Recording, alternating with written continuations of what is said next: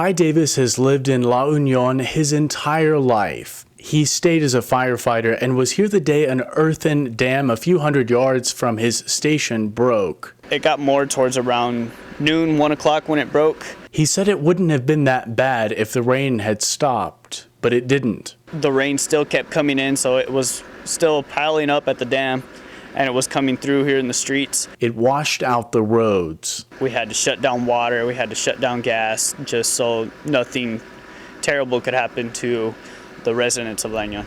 Multiple sources tell KRWG News there were no serious injuries in this town of about 4,500. Driving through La Union, on the sides of every one of the streets is mud that's caked up, and it's even still wet to the touch.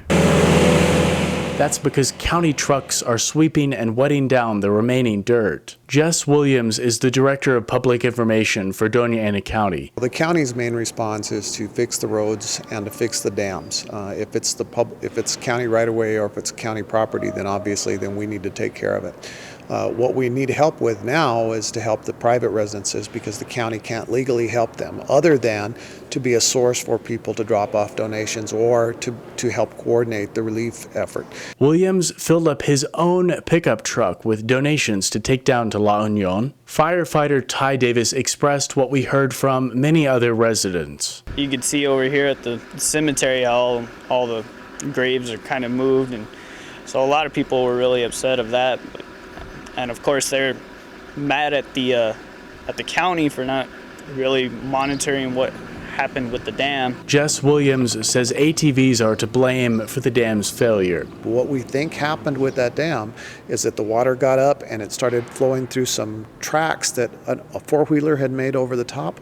And once it started flowing through, then it eroded that thing down, and that's what caused the failure. So we're asking people not to drive four-wheelers on the dams because it can, in fact, corrode them.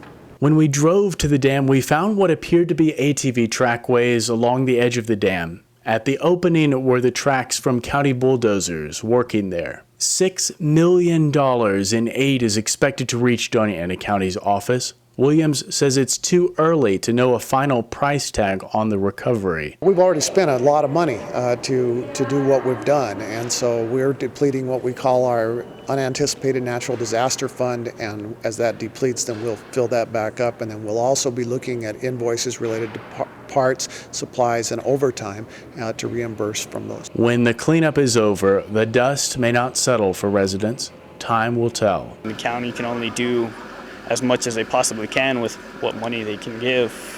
So we'll see what's to come. Sloan Patton, KRWG News, La Union.